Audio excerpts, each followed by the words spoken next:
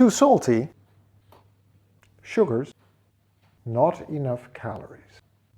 We need to talk about food, health, and fitness.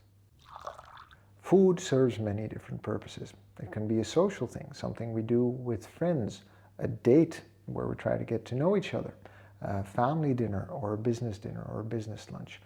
Breaking bread with people is a way to connect with people and talk with them, and that is one aspect of food.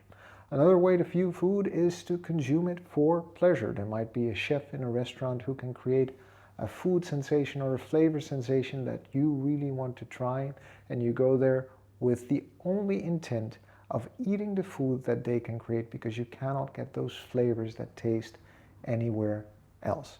And that's valuable as well. So we can be eating for pleasure, we can be eating in a social context. What I want to talk to you about is how we can look at food in light of our goals of health and fitness and see it as something very functional and fuel for our day-to-day life and activities.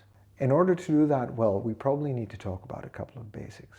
First of all, food is fuel. Whether we're sitting still, walking, or running, our body is consuming energy. It's regenerating itself, it is breathing, it is sending electrical impulses from our brain through our body and back. Muscles are contracting or relaxing. Our body is always consuming energy simply to exist. We get that energy from the foods we consume. So food is fuel. Besides food being fuel, we also need to understand the concept of energy balance. That is, how much energy do we use in a given day versus how much energy are we consuming in a given day. And when we're consuming less than we need, we're in a deficit. When we're consuming more than we need, we're in a surplus. And when we're consuming more or less what we require throughout a day, we are energy neutral. When we're talking about health outcomes, it's important to understand the health impacts of living in a deficit versus the health impacts of living in a surplus, and the health impacts of living in energy balance, or when the intake is neutral to our output. What we need is a way to structure our nutrition in light of our health and fitness goals. And there's a simple tool we can use that I found years ago that's going to help us do that. A man named Eric Helms, you can find him online, explains his pyramid of nutrition, and using that logic has served me well on my health and fitness journey. The base of the pyramid is about energy balance. Are we in a deficit? Are we eating less than we need? Are we in a surplus? Are we eating more than we need? Or are we neutral? Are we eating exactly what we need as expressed in calories, which is how we measure energy intake.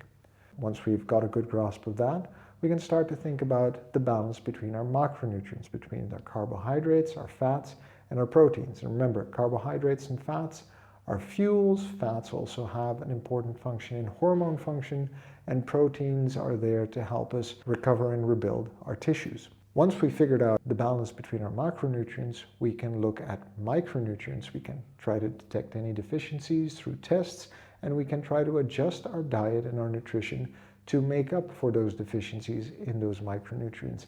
And finally, when we've done all of that, we can look at supplementation, which can relate to the macronutrients or the micronutrients. I always say health and fitness is very personal, and we all have different goals. Now, food factors into all of those goals in different ways. Imagine an endurance athlete versus a powerlifter. They are going to have very different food goals on the day of a competition or meet, but also throughout their training cycle. The same is true for someone who has a desk job, like myself, who spends 4 to 5 hours a day sitting if they're not careful, versus someone who works in construction, who walks up and down, lifts heavy things, and moves most of the day. There's going to be a very different energy goal and energy requirement in that lifestyle. To be clear, both this or that are fine if they're part of a balanced diet. In the end, the skill of food and nutrition starts with our goals, our understanding of energy balance and macronutrient balance, and then what we decide to buy in the supermarket or have delivered into our house for us to consume.